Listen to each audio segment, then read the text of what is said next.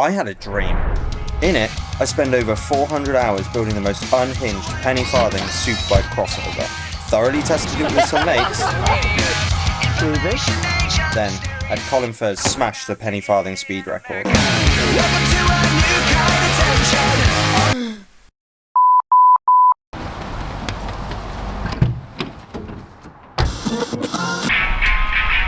Everyone has weird dreams, right?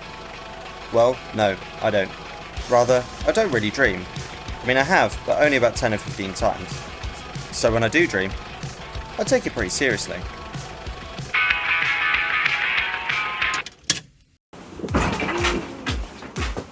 So, I want to get a picture of what I'm making here. And as soon as, at best, my drawings look kind of like this, AI is going to help me picture it, as I can't find anything even close to what I imagined in the dream. I'm sure there are no possible good reasons for that, right? Then, the AI overlords gifted me this. So dangerous and pointless. Do you have any idea how long that will take? It's so perfect! So, should I really spend hundreds of hours designing, machining, welding to make this happen? Is this just a stupid dream and I should just let it go while I still can? So here's my design. Come on, let's jump in. It's a hybrid of a superbike and a penny farthing. I call it the SuperFarthing. But before we get to that though, the dream specifically showed Colin breaking the penny farthing world record. So I need to demonstrate some mental gymnastics to convince you that this is in fact a penny farthing. So, a penny farthing is a bicycle made in Britain with a large front wheel and a small back wheel. This bicycle portion, well, according to Google, it's a vehicle consisting of 2 wheels, propelled by pedals and steerable by handlebars. So all we gotta do, throw some pedals on this bad boy and boom! Penny farthing, right? Now they're all sufficiently diluted. The good news is the bar for this world record is relatively low, held by this man in a condom about 22 miles an hour. And I mean, we should be cracking that in first gear with the SuperFarthing. Now to create these accurate models, I found the cheapest bike I could on Facebook Marketplace, took it apart, and then measured all the components to make sure that everything I'm about to make is gonna fit. At a glance, the design is pretty simple. We're taking a 2003 Yamaha R6 and giving it a 1 meter lift by adding this enormous wheel and the huge rear swing arm. Looking just a little closer at this design will probably tell you precisely what medication I should be taking, but it will also tell you why I've turned the fashionable 3-piece wheel that everyone bangs on about into an all-new 420-piece, if you count the bolts. Moving over to this portion of my brain damage, we have the swing arm. Again, due to machining, I've had to break this up into many parts. These little wheels down here are controlled by hydraulics, so that when you get up on the handlebars, you just give it a little and the wheels will come up as you ride away gracefully into the sunset. We're going to save some of the details for later. For now, we're going to get started machining all these parts out of steel, and to explain why, we need to go and excavate my old shed. So,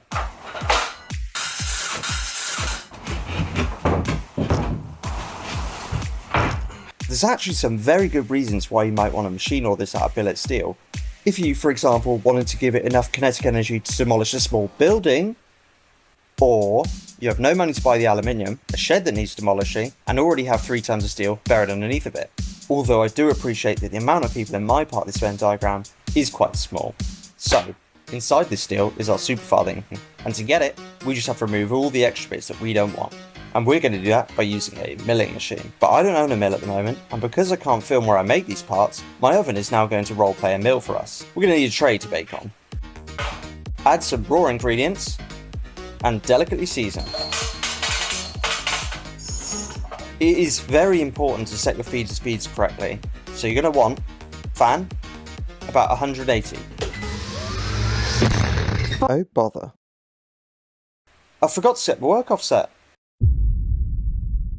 437 hours of machining later, and the final part is done. We're ready for the fun bit, putting it all together.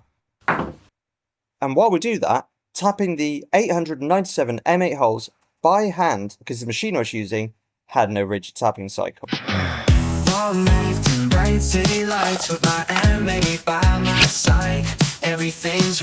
First, we gotta build a huge front wheel. I started with the inner rim that gives me a round starting point, added the spokes, and then the outer rim where our tyre will go. Next is to press fit the hub. This is where the brakes and the mounting point for the bike is. Thank God we only had to put this in once. Now, to test fit the forks and brakes. Oh bother.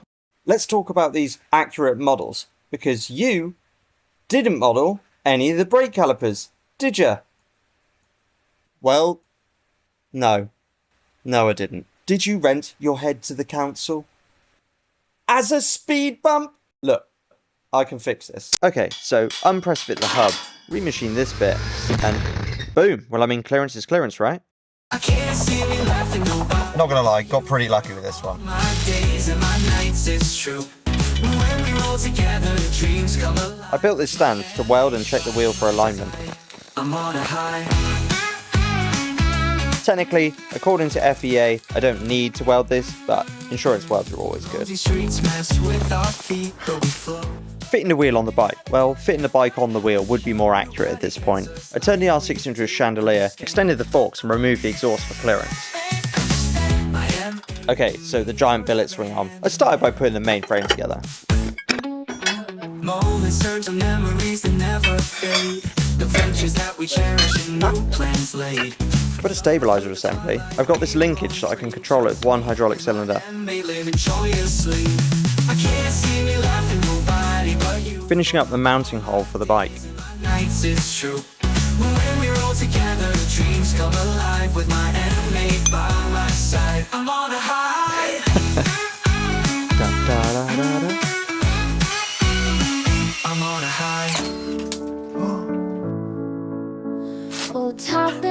Come on, it's just a tap. Hey guys, how's it going?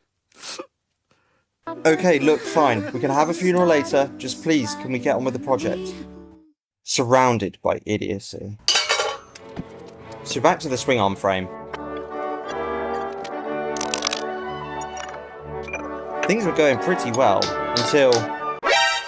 Oh bother. These accurate models? You didn't account for a rear brake caliper either, did you? I know. How did you think we were stopping? I know. Hope the laws of physics take a day off. Just give me a second. So with that fixed, back to the frame again.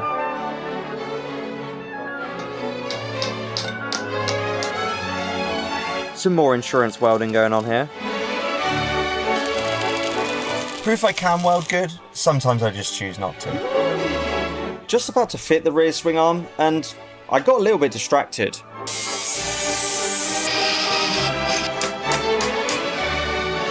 Mounting the hydraulics, the horn, and move the radiator.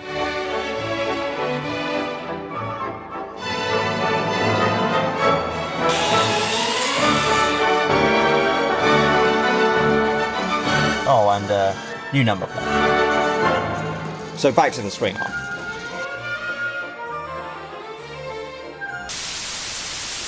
We interrupt our program to bring you this important message. I'm Megary Gitchell, and Gregulations has given me this time today to talk to you about something we both really care about. Paint. More specifically, the colour of paint. So just remember, there's no such thing as chrome paint. It's all lies. If you or someone you love is selling silver paint, pretending it's chrome, stop it. Get some help. Looks like the bike's going to be silver then, doesn't it? I gave it a lovely coat of that silver paint, and then assembled all the drivetrain. Shed.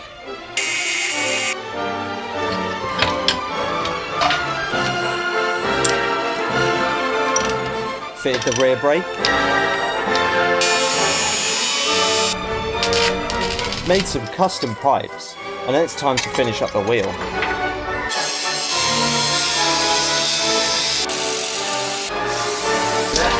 Another coat of lovely silver paint. Attached a tyre.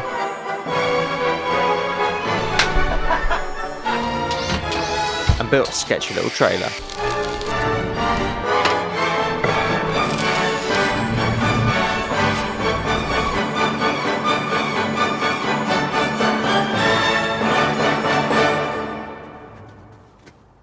That's sick. Right, when are we going to ride it? What about the movement in the fork? Don't worry about that. Yeah, and we haven't even tested the trailer yet. It'd be fine. Alright? Didn't you say there was a brake issue? Look, sometimes you gotta run before you can walk. Alright? So was it worth the effort?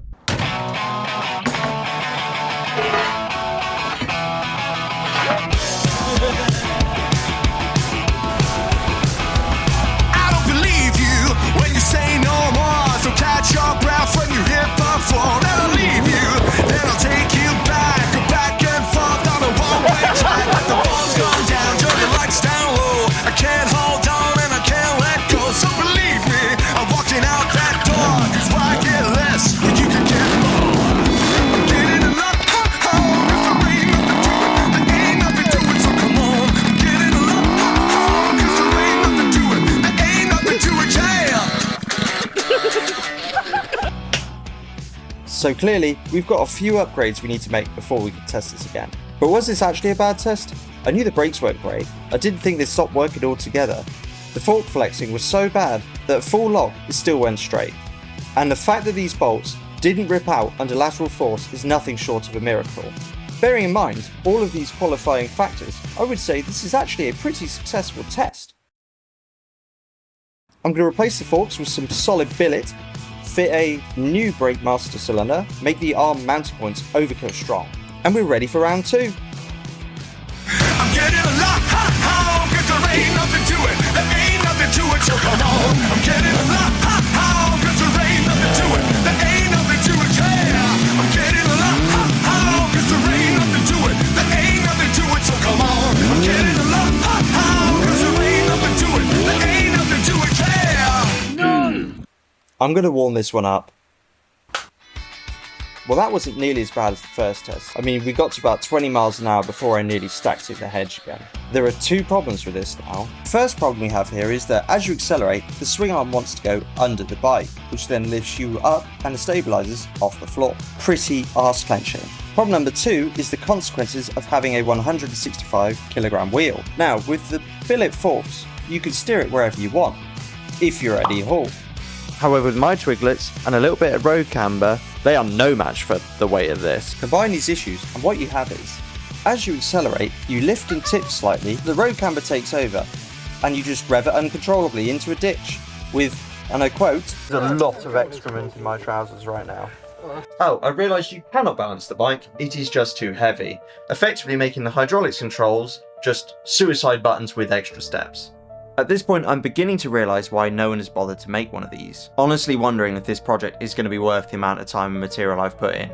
But we are in way too deep. So I did the logical thing. Built a gearbox to reverse this bitch. I'm getting a lot, cause there ain't nothing to it. There ain't nothing to it, so come on. I'm getting a lot, cause there ain't nothing to it. No, there ain't nothing to it. Now we can take a look at some of the less critical features like, you know, the steering and the bike falling over. Cause there ain't nothing to it. There ain't nothing to it, yeah. No, there ain't nothing to it. No, there ain't nothing to it. No, there ain't nothing to it. No, there ain't nothing to it. So what I've done here is remove the hydraulic cylinder from the stabilizers, as we don't really want those lifting up anyway, and instead repurposed it for some ghetto power steering. To stop it lifting up, I've replaced the rear shock with some race car suspension. So what do you think? Am I going in the ditch again? Halting being a sarcastic idiot for just a second, I want to say a huge thank you to everyone who supported me on Patreon. Without you guys, I genuinely wouldn't be able to finish this project. So if you want to see more critical engineering problems like this being solved, then please support my work like these legends. And if you already are a patron, then I don't know what you're doing here. Go check out the hour-long plus director's cut I just posted over there. I hope it was worth the wait. Ladies and gentlemen, for your consideration, It's the SuperFarthing from a drink set free. Wheels so tall it rises, blending old and new, rolling down the highway in the meadow. SuperFarthing hero, right to the light. Best bike you've ever seen, break the speed of light. if this isn't a machinist flex on wheels, then I don't know what is. We've got the huge billet wheel, billet swing arm of course, and round the back, huge billet QR code, and of course the billet number plate. Now we're going to take a look at its quirks and features, and then we're going to give it a Doug score. The best way to mount the SuperFarthing is to have Jeeves bring out a ladder, or in a pinch there are some steps you can climb. Once aboard, it's pretty much the same as any motorbike. Gears, brake, clutch, all the same as a normal bike. Now onto its quirk, shall we say. The wheel does reduce space slightly for a traditional exhaust system, so I've replaced it with what I affectionately call the tinnitus factories. To finish off your eardrums, I've replaced the horn with one from a train. That way the peasants can still hear you over the engine. This is your reverse. Very simple, press the button, go backwards. We have a device under the seat. No, silly, not an IED. It just controls the steering with these buttons. I have devised a series of Top Gear-esque tests to ensure that this is a top quality vehicle. So, cost. You may or may not know how much 400 plus hours of machine shop time costs, but I would estimate safely 30 grand. Not even including the bike, any design work, materials, tooling. It gets very expensive. However, compensating for wheel size, a brand new R6 works out to approximately £14 per square inch. The SuperFarthing is coming in at just £2.60 per square inch. So a bit of a bargain really. Number 2, practicality. Namely, does it go through a McDonald's drive-thru?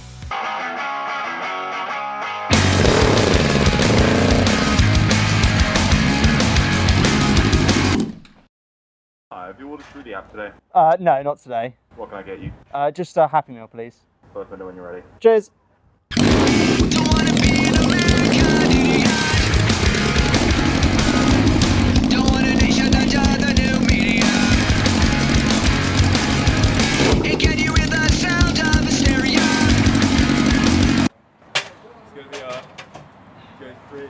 Hang on just a second. What? Thanks, man. Thank you. Cheers. Let's upload on my fuck America.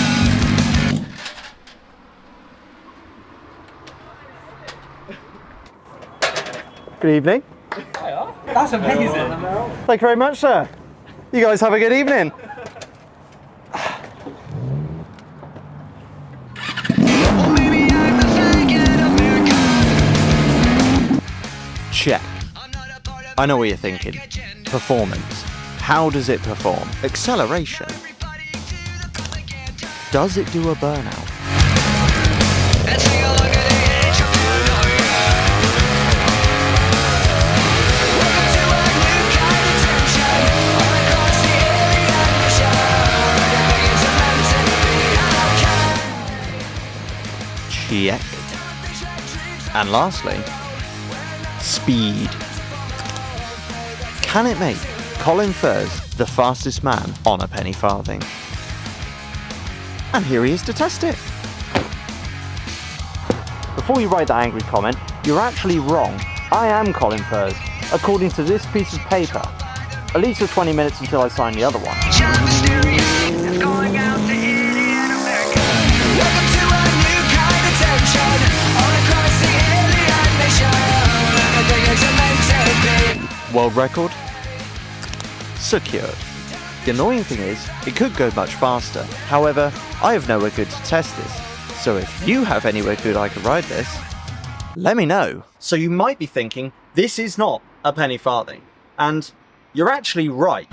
Initially, my time management prevented me from fitting the pedals, but I put the idea of this being a penny farthing and getting Condom Man's record in the bin when I realised I've invented something much better. A new type of motorbike, in fact. We have the chopper, the sports bike, the superbike, and now the SuperFarthing. But you know what I love most about the SuperFarthing?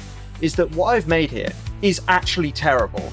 It's worse in every measurable way. It's so much slower, horrendously expensive, laughably impractical, and despite all of that, I challenge you to sit there and tell me this is not insanely cool. That's amazing. To commemorate the life of our dear M8, I will place his billet headstone above the hole where I snapped his head off. and now we will shred a tyre in his honour.